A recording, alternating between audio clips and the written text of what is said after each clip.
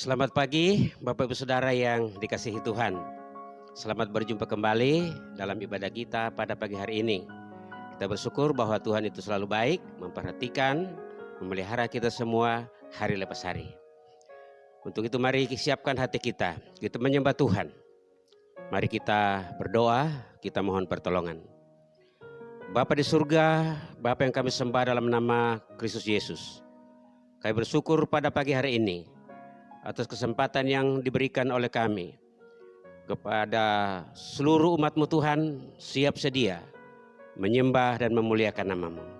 Untuk itu kami mohon kiranya berkat dan kasih karunia Allah turun atas kami semua, memberkati kami, melindungi kami, mengurapi kami, sehingga ibadah kami mempermuliakan nama Tuhan dan firman-Mu yang sebentar kami akan baca dan pelajari bersama-sama akan membangun iman kami, meneguhkan kami, menguatkan kami sebagai umat-umat yang telah dipanggil dan dipersiapkan untuk menjadi saksi Kristus.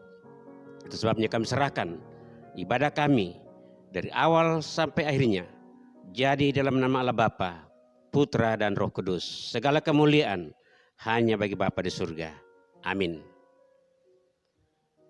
Saudara-saudara yang dikasihi Tuhan, kita bersyukur bahwa kesempatan selalu ada bagi kita untuk menyembah Tuhan. Terlebih untuk sama-sama kita belajar firman Tuhan.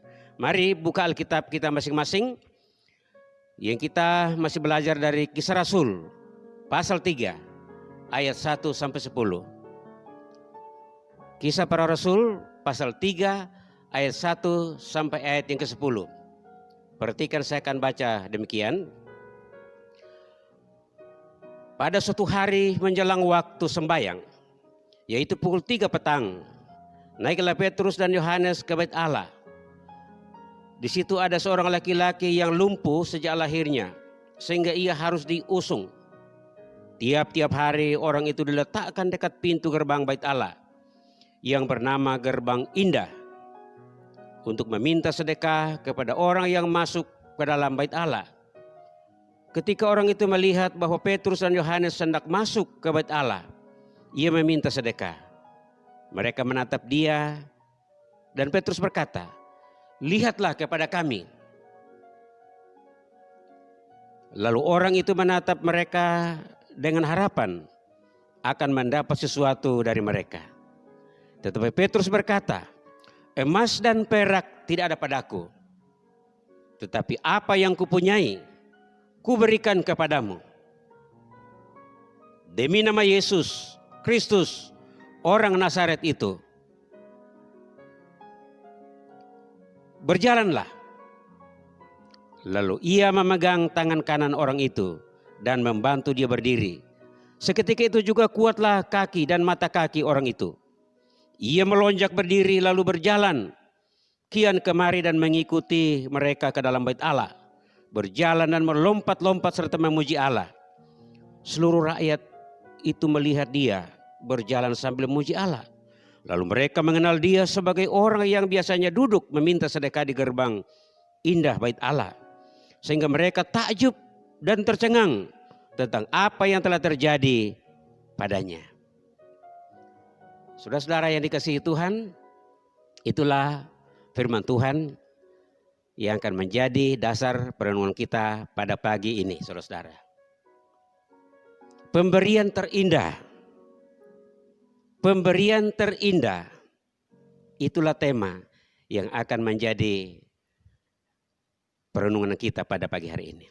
Saudara-saudara yang dikasihi oleh Tuhan, kalau bicara tentang pemberian yang terindah, mungkin kita berpikir itu emas atau mobil mewah atau rumah gedongan dan harta yang terbesar, saudara-saudara. Tapi pemberian yang terindah di sini adalah suatu kebutuhan yang paling urgen bagi orang yang sedang menderita sejak lahir sampai saat itu. Sebagaimana kita baca bahwa di pintu gerbang bait Allah, dia disebut Gerbang Indah, ada terbaring seorang lumpuh sejak lahirnya. Dan dia hanya hidup dari belas kasihan orang. Dia hanya hidup dari sedekah orang yang memang bermurah hati dari hari ke hari, saudara-saudara. Tapi saat ini dia akan menerima pemberian yang terindah dalam sepanjang kehidupannya. Saudara-saudara yang diberkati Tuhan. Rasul-rasul setelah hari Pentakosta bersama dengan seluruh umat Tuhan, masih mereka setia mengikuti kegiatan rutin ibadah doa orang Yahudi di Bait Allah. Dan dikatakan pada petang itu jam 3 petang, Petrus dan Yohanes naik ke Bait Allah untuk berdoa. Saudara-saudara, di kalangan orang Yahudi jadwal doa itu sudah tertata dengan baik. Pada waktu pagi ada jam doa pada jam 9. Pada tengah hari ada jam doa jam 12. Dan pada petang hari jam 3 ada juga jam doa. Itu yang sudah terjadwal secara khusus. Tapi bukan berarti kita berdoa hanya 3 waktu, tetapi seluruh waktu di mana kita ada. Bagi jemaat Tuhan selalu bersekutu dan berdoa sesuai dengan kebutuhan dan kesempatan masing-masing. Saudara-saudara yang dikasihi oleh Tuhan, sangat menarik di sini bahwa di gerbang indah itu terbaring seorang lumpuh sejak lahirnya yang hanya menanti uluran tangan orang yang berbelas kasihan. Pintu gerbang indah adalah salah satu pintu dari ke-9 pintu yang ada di kota Yerusalem. Salah satunya adalah pintu gerbang Bait Allah, di mana pintu gerbang ini menghadap ke bagian timur berhadapan dengan Bukit Zaitun, saudara. Dan pintu itu pintu yang sangat luar biasa, karena itu bahannya diimpor dari Korintus, terbuat dari kuningan. Dan rupanya itu disumbang oleh satu orang kaya raya dari Alexandria bernama Nikanor, sehingga dibuatlah pintu itu dengan luar biasa. Tingginya kurang lebih 25 meter dan lebarnya 12 meter. Coba bayangkan. Disitulah orang lumpuh berbaring. Atau dia duduk. Atau dia berbaring. Pokoknya disitulah dia menanti setiap saat. Agar setiap orang yang datang untuk berdoa di Bait Allah itu berkenan memberikan sedekah. Nah, saudara-saudara, rupanya di bagian timur di sana, di mana-mana tempat ibadah itu merupakan tempat yang strategis bagi pengemis untuk mendapatkan kebutuhan atau rezeki dari hari ke hari. Baik itu di kuil-kuil, baik itu di tempat-tempat penyembahan manapun juga, termasuk Bait Allah atau gereja. Tatkala Petrus lewat bersama Yohanes, saudara-saudara,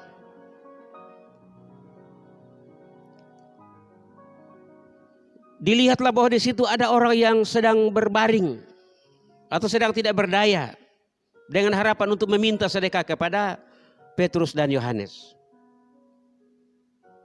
Dikatakan bahwa orang lumpuh itu menatap Petrus dan Yohanes dengan harapan untuk memberikan sesuatu.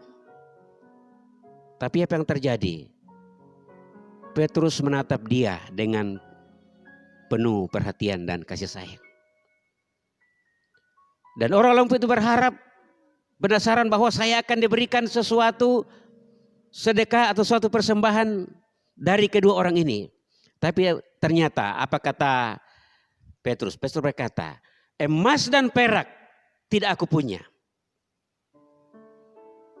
Tatkala mendengar itu, kira-kira bagaimana perasaan orang yang sedang meminta sedekah ini? Tapi tidak titik sampai di situ. Petrus melanjutkan bahwa emas dan perak tidak ada padaku, tetapi apa yang kumiliki, apa yang kupunya akan kuberikan kepadamu. Bahwa dalam nama Yesus Kristus, orang Nazaret itu bangkit dan berjalanlah. Saudara-saudara, baru Petrus memegang tangan orang itu dan berdiri. Sehingga dikatakan bahwa Mata kakinya mulai kuat dan otot-ototnya mulai kuat dan mereka berdiri dan melompat-lompat sambil memuji Tuhan. Itulah kebutuhan yang sangat didambakan sekian tahun, bertahun-tahun oleh orang lumpuh ini, saudara. Dan itulah pemberian terindah di pintu gerbang indah, saudara. Orang lumpuh ini tidak membutuhkan emas dan perak, saudara, atau tidak membutuhkan mobil termewah, rumah gedongan, tidak dibutuhkan. Karena orang lumpuh ini yang dibutuhkan adalah bagaimana bisa berjalan, bagaimana bisa beraktivitas, bagaimana bisa hidup layaknya seorang anak manusia. Dan pada jam itu terpenuhi, saudara. Itu luar biasa. Allah bekerja, kuasa Roh Kudus bekerja melalui nama Yesus orang Nazaret itu. Dia berjalan dan berdiri. Dia bangkit berdiri dan berjalan melompat-lompat memuji Tuhan. Menarik di sini. Kenapa Petrus menggunakan Yesus Kristus orang Nazaret itu? Saudara-saudara, di sekitar Palestina atau di Yerusalem ada banyak dukun-dukun, bahkan orang-orang yang menyembuhkan orang dengan nama lain yang berbeda dengan nama Yesus orang Nazaret. Ya, di sekitar Palestina atau di sekitar Yerusalem juga ada juga banyak orang yang bernama Yesus. Tetapi Petrus mau jelaskan bahwa Yesus orang Nazaret itulah yang baru disalibkan, yang baru bangkit dari kematian dan sekarang ada di surga, dan Roh Kudus turun ke dalam dunia ini menyertai umatnya, dan secara roh Yesus juga ada di antara mereka, saudara. Itulah yang harus ditegaskan, diperkenalkan bahwa yang menyembuhkan, yang memulihkan dan menyelamatkan orang ini bukanlah sembarang nama, tetapi adalah Yesus Kristus, Sang Mesias itu, yang disebut juga dari berasal dari kota Nazaret.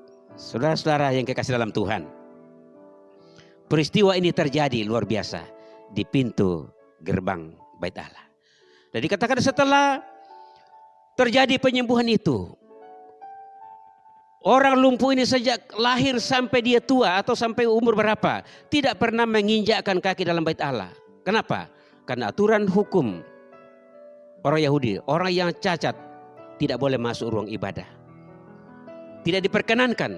Tapi puji Tuhan, waktu itu dia sudah sembuh, dia dapat berjalan, dia melompat-lompat, maka dia berkenan mengikuti Yohanes dan Petrus dan orang lainnya berlompat-lompat mengitari Bait Allah, itu di tempat yang namanya Serambi Salomo.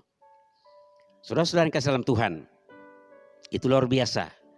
Tatkala penyembuhan itu terjadi, saudara-saudara, orang lumpuh ini mendapatkan pemberian yang terindah dari Tuhan Yesus Kristus. Itu merupakan momen terbaik di mana Petrus dan rasul-rasul lainnya akan terbuka peluang di tempat yang strategis, di mana ribuan orang berada di sekitar Bait Allah, bahkan di dalam Bait Allah. Begitu tertarik, begitu fokus terhadap peristiwa yang terjadi.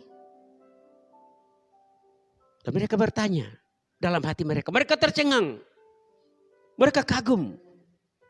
Kok kenapa bisa terjadi seperti ini? Bukankah dia tadi ini yang kita sudah kasih persembahan, yang kita sudah kasih sedekah? Bukankah ini yang berbaring atau duduk di situ bertahun-tahun, setiap hari dia ada di situ mengemis? Tapi sekarang dia berjalan dan melompat-lompat di sekitar kita. Apa yang terjadi? Kenapa bisa terjadi? Seluruh peserta menjadi penasaran, dan itulah momen terbaik di mana Injil Kerajaan Allah, di mana Yesus orang Nazaret itu akan dijelaskan, akan disampaikan bahwa inilah penyelamat dunia. Inilah penyelamat secara utuh. Dia bisa menyelamatkan tubuh yang rusak, tubuh yang tidak berdaya menjadi tubuh yang sempurna. Bahkan dia menyelamatkan jiwa orang yang akan binasa. Saudara-saudara yang dikasihi oleh Tuhan, ayat 9 sampai 10. Kita melihat akibat yang luar biasa, saudara. Orang-orang disembuhkan itu tidak henti-hentinya memuji Tuhan, bersyukur kepada Tuhan atas berkat besar yang dialami di dalam peristiwa itu, saudara. Dia melompat-lompat dan memuji Allah karena dia sadar bahwa inilah harta yang terbesar, Inilah kekayaan yang terbesar yang saya dambakan dari waktu ke waktu. Tapi baru kali ini Tuhan memberikannya kepada saya. Melalui nama Yesus orang Nazaret itu, saudara. Kesempatan itu merupakan momentum terbaik. Di mana Petrus dan teman-temannya siap memberitakan Injil lebih leluasa. Karena apa? Saksi ahli ada di sana. Orang yang lumpuh tadinya sudah sembuh berada di samping Petrus dan Yohanes. Menjadi kesaksian. Sehingga tatkala firman Tuhan disampaikan, tatkala Injil dijelaskan, akan menjadi semakin kuat, saudara. Jadi mujizat itu erat kaitannya dengan pekabaran Injil. Orang berkata, apakah masih ada mujizat hari ini? Jawabannya iya. Tetapi ingat, dalam momen-momen pekabaran Injil, disitulah potensi terbesar di mana mujizat terjadi. Karena apa?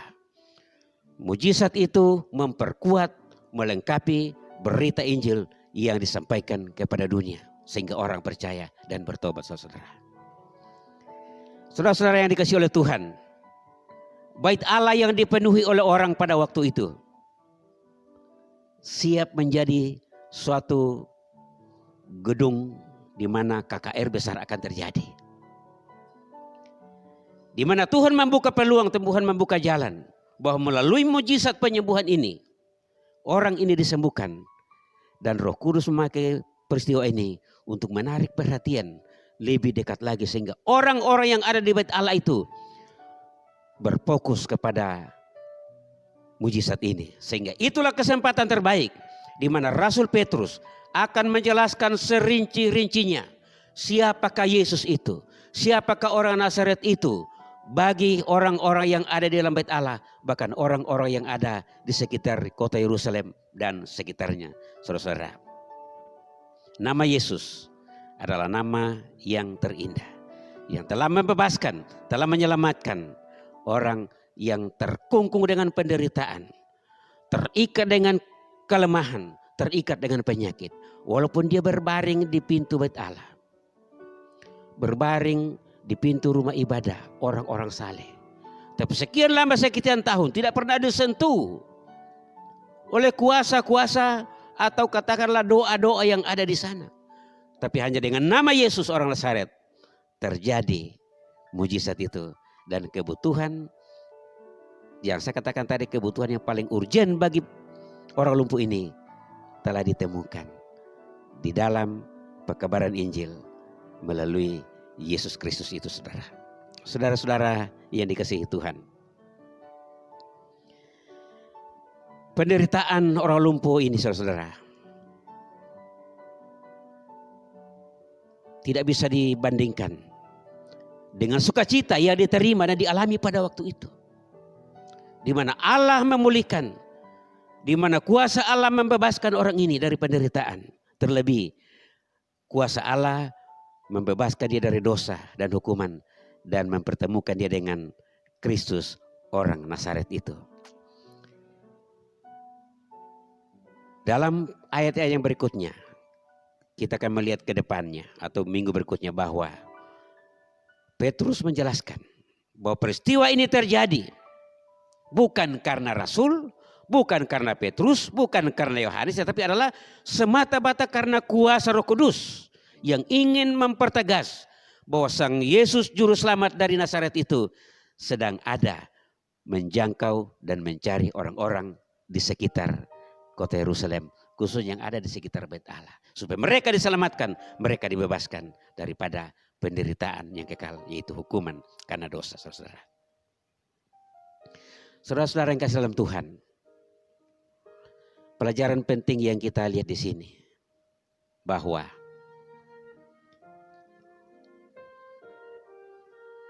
manusia mencari harta yang terindah, pemberian yang terindah. Itu diukur dari nilai suatu pemberian itu materi. Dari emas, berlian, perak dan sebagainya. Kekayaan-kekayaan yang dapat dilihat di dunia ini. Tapi saudara-saudara, semua itu penting, tetapi itu hanya sementara. Tapi pemberian terbesar yang diterima oleh orang lumpuh ini adalah pemberian yang bernilai kekal. Dia sudah menikmati selama hidupnya di dunia ini. Nah, tatkala dia meninggalkan dunia ini dalam keabadian, tubuh yang dipulihkan itu, walaupun juga akan mati nantinya, tapi akan dibangkitkan dalam kemuliaan. Dan kehidupan kekal yang ditemukan di dalam Yesus Kristus, yang tidak pernah ditemukan di dalam agama dia, entah dia beragama Yahudi atau agama apa, tapi keyakinan di dalam Yesus Kristus membuat dia memiliki masa depan yang pasti di dalam kerajaan Allah. Itulah harta yang terbesar. Yesus pernah berkata begini, apa gunanya manusia memiliki seisi dunia ini, tetapi jiwanya binasa? Ini suatu perbandingan bahwa kekayaan dunia ini tidak bisa dibandingkan dengan nyawa atau jiwa. Jiwa lebih berharga, lebih bernilai tinggi di hadapan Allah. Justru itulah dia membutuhkan Kristus Yesus dari Nazaret itu. Saudara-saudara yang kasih dalam Tuhan, tidak ada kebanggaan lain yang melebihi kebanggaan karena bertemu dengan Sang Juru Selamat. Tidak ada kebanggaan dan sukacita terbesar dalam hidup ini dibanding dengan tatkala kita menemukan mujizat Allah, itu mujizat penyelamatan. Itu yang pertama. Penyelamatan dari hukuman Allah itu mujizat yang terbesar.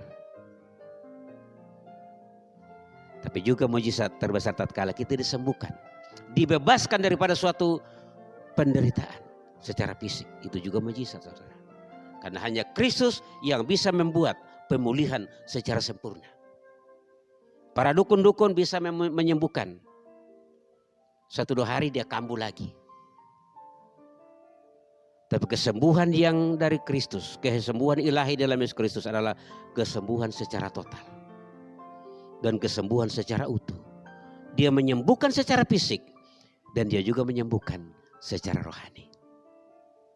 Saudara-saudara yang kasih dalam Tuhan, inilah harta terindah, pemberian terindah yang sudah ditemukan oleh orang lumpuh yang bertahun-tahun menderita. Dan bagi kita saudara, walaupun kita tidak menderita seperti orang lumpuh ini, tetapi kita bersyukur bahwa kita juga menerima pemberian terindah. Kapan saudara menerima Kristus? Pemberian terindah adalah bagian saudara dan saya. Saudara-saudara yang mendengarkan uraian firman Tuhan ini, perhatikan baik-baik. Kalau saudara belum jelas menerima dia, terima dia. Kalau saudara belum jelas berpegang kepada dia, terima dia sebagai Tuhanmu. Dialah juru selamat, Yesus Kristus orang Nazaret itu, yang dapat memulihkan secara utuh. Kebutuhan jasmani dipulihkan, kebutuhan rohani dipulihkan secara sempurna di dalam nama Yesus Kristus juru selamat itu. Demikian renungan firman Tuhan untuk kita. Tuhan memberkati saudara-saudara sekalian. Mari kita berdoa. Bapa di surga, uraian firman-Mu sampai di sini. Roh Kudus menolong kami agar kami belajar kembali daripada peristiwa yang terjadi di pintu gerbang indah. Seorang yang tidak berdaya dan tidak memiliki harapan secara manusia telah bertemu dengan Kristus dan telah menemukan Sang Juru Selamat dan telah mendapatkan pemberian terindah melalui pelayanan Petrus dan Yohanes. Terima kasih Tuhan. Kiranya renungan firman ini meneguhkan kami semua, meyakinkan kami bahwa pemberian terbesar, kekayaan terbesar adalah di dalam anugerah Allah melalui Yesus Kristus itu. Puji Tuhan. Berkatilah seluruh jemaat-Mu Tuhan yang hadir di rumah masing-masing, diberkati oleh Tuhan. Apapun pergumulan mereka, persoalan hidup mereka, apapun beban hidup mereka, Tuhan bebaskan mereka. Dan mereka datang kepada Dia, datang kepada Yesus, Sang Juru Selamat dan Pelepas itu. Sehingga dia merasakan berkat besar, kelepasan, kesempurnaan di dalam kasih karunia Allah. Terima kasih Tuhan. Berkati seluruh jemaat dalam seluruh pekerjaan, aktivitas masing-masing. Anak-anak kami yang sedang belajar, baik belajar di rumah dan seterusnya, sedang mencari sekolah dan seterusnya, Tuhan tolong mereka. Sehingga anak-anak kami memiliki masa depan dan terlebih memiliki pengharapan kepada Tuhan yang menjadi sumber segala-galanya, sumber keberhasilan dalam hidup ini. Terima kasih.